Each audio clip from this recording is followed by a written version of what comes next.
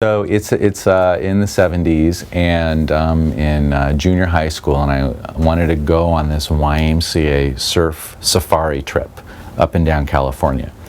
Now, my parents, being hairstylists, didn't have a lot of disposable income, so they had said, well, if you want to go, you can go, no problem, but you're going to have to figure this out.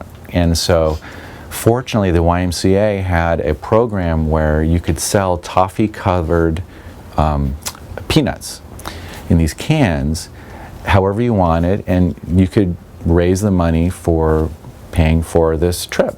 So I thought, okay, great. And my dad used to be, when he moved to Los Angeles from Brooklyn, he was a door-to-door Fuller Brush man. So he said, why don't you sell them door to door? And he gave me some pointers. And so I started walking up and down the neighborhood with these boxes of these toffee-covered peanuts, and I would be selling a lot of them. I was doing well. And I went up to an area called Brentwood, which is an affluent area, one Saturday with my box, and I rang on this doorbell, and no answer. I rang again, and then I hear from the side, oh, why don't you come around the side, come around the gate. So I walk around with my bag, and suddenly out of nowhere, wearing just bathing trunks, is Captain Stubing of the Love Boat. And I was like, whoa, that's Captain Stubing. And so he was really nice, and I told him about everything, and he actually bought a whole bunch. I mean, he bought like the biggest bunch I'd ever sold, I think. I think he felt so sorry for me. He wanted to make sure I could go to this camp. But he was so nice and so down to earth too.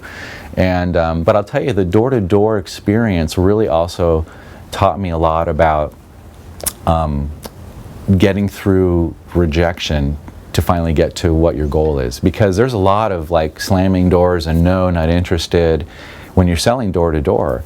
And even as a little kid, those were important lessons that I didn't at the time realize would probably help me get through some challenging journeys to get to where I wanted to get to, because you have to get through a lot of rejection when you're selling door to door. And I think telemarketing is probably similar to that as well, which I also did in college to help raise money for UCLA for their annual fund. So yeah, but those are some really interesting and good experiences for me.